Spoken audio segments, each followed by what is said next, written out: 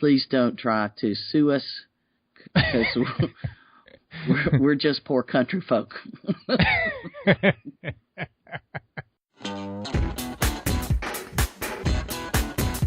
You're listening to the Help Me with HIPAA podcast, where HIPAA and humor collide to make learning fun. Your delightful hosts are Donna Grindle and David Sims. Relax, HIPAA help is on the way. Welcome to the Help Me with HIPAA podcast. I am your host, David Sims, and our co-host is Donna Grindle. And what we're going to do in the first episode of HelpMeWithHIPAA.com is to go over what exactly this resource is, and what it's all about, why we're doing it, and how it's going to help you and what you're doing around HIPAA compliance within your practice or your business. So first of all, Donna, I want to give you an opportunity to say a little bit about who you are, what you do, and give a little background about yourself. All right. Thanks, David. I'm happy to be your co-host. I'm glad you are. So I have a background in technology, and specifically in the healthcare industry. Well, I'm just old. It goes back into the late 80s is when I first started in healthcare. I know, it hurts. There's so many people that weren't even alive then that can be listening and doing this work. But so my initial foray involved electronic data interchange in its early years of electronic claims as a programmer, and then I became a support manager and training, and so I've been fortunate to work in a lot of different areas, and I've had IT support company that's mine, and now I focus primarily on helping both covered entities, business associates, IT companies, software companies on doing HIPAA, not just talking to them about HIPAA, and just to make sure I could show people I had letters after my name besides the BS, which often isn't interpreted as any kind of credential when you're dealing with me. I have a couple of certifications, but we'll talk later about what that really means. But I have I'm a certified HIPAA privacy and security expert, and I am certified in healthcare privacy compliance.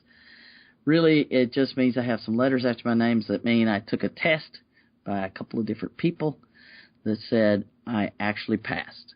Yay. So there's people that think I know what I'm talking about. You do. You know what you're talking about. Yeah. Absolutely do. Well, we'll see later, right? That's what this podcast will eventually determine for sure. Yeah, because I'm going to put you on the spot. Yes. That's what you do. Yeah. So my name is David Sims, and I'm the owner of an IT company in the Charlotte, North Carolina area. And also I'm the founder of HIPAA for MSPs.com. And that resource is for IT professionals who are either in the healthcare industry or wanting to get into the healthcare industry, and they're trying to figure out all this stuff around HIPAA and compliance and how to integrate that into their managed services or their IT business. I've been around healthcare for a while, but not paid attention to HIPAA really until around 2012 is when I started kind of paying attention to it, once I started hearing some of the things that were coming for IT providers because of the omnibus rule. So as far as HIPAA goes, I'm fairly new to it. It's only been a few years, and Donna actually is the person who trained me. I went through her training class, and that's how we first met. And so she's had to put up with me for a long time. And she gets to sit back and enjoy the fruits of her labor and say, I taught him everything he knows.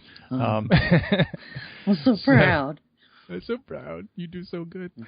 So I've kind of taken this, the HIPAA compliance thing to heart in that I just saw a struggle within the IT community, especially the MSPs and the independent MSPs, of trying to embrace this and figuring out how it applies to them and how to use it and work with it. And so that's why I created that resource. And I just enjoy helping other people, and it's kind of a way for me to do that. And so this resource, the helpmewithhipaa.com, is something that we've put together, Donna and I have put together as a joint effort in order to be able to not only help the people that we typically help out, but also to kind of reach out even beyond the borders of what we're doing on a local level and reach out, nationwide through our podcast and through our website.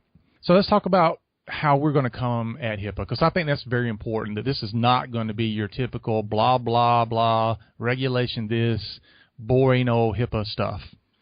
Yeah, our approach and the way that I really think more people should treat HIPAA is, instead of it being a regulation, is to remember that HIPAA is about the privacy and security of your health information, not just, a law that's written I have to follow. It affects each and every one of us. And so if you think about your own private health information, you may say, well, I don't care if everybody knows, but think twice if you have important things in there about your privacy. And then security, well, every day now in the world we live in, we read about a major breach of data, and the implications are far-reaching, and many people don't understand that in healthcare it's a very different data breach, because if you have identity theft and people think about their credit cards and all of those things, that can take years to clear up, but you can cancel a credit card. You can't cancel your medical records. They're with you forever. So you have to constantly monitor and amend them if it gets mixed up with somebody who steals your medical identity. So it could be a mess. Yes.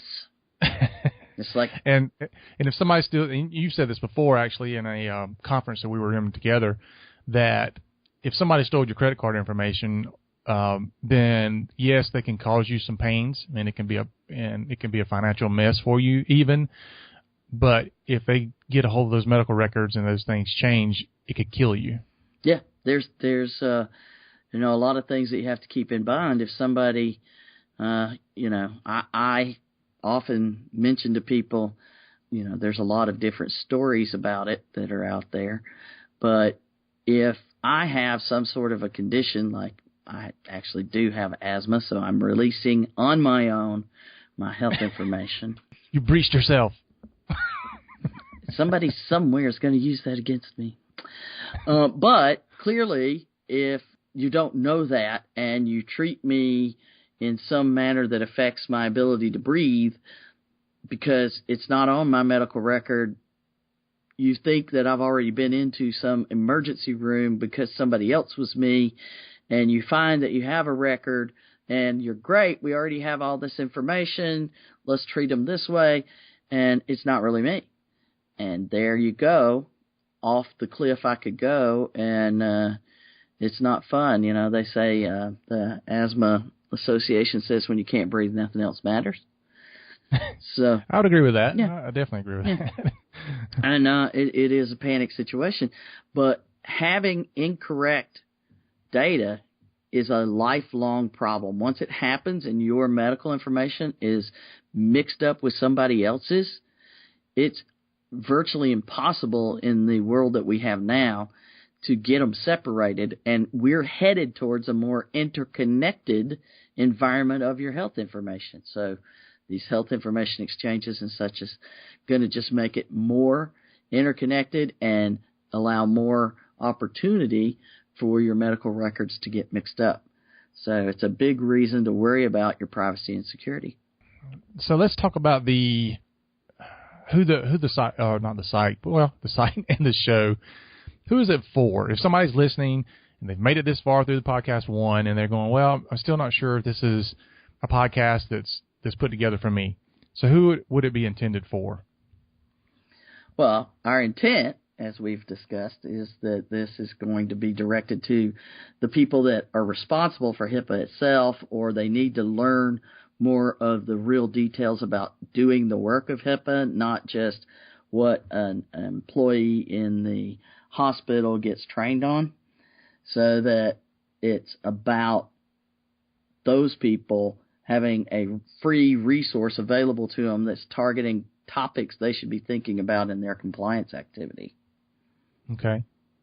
So it's not going to be technical issues or technical talk, but it's certainly not going to be basic stuff either. Agreed. That's our intent. All right. Okay. And we'll also have information that's going to be actionable, which I think is different from the other kind of shows that we've heard in the past, or podcasts. Not really podcasts, and really not much out there on that, but just some things that we've kind of stumbled across on the internet. A lot of it is more of reading the regulation, really. It doesn't get into what to do with that regulation. We're going to kind of dive in a little bit, scratch the surface on, how to take that to the next level, and not really focus on, reading what the regulation has to say. Is that correct? Well, it's what I'm planning on doing, but you're a wild card, so I don't know.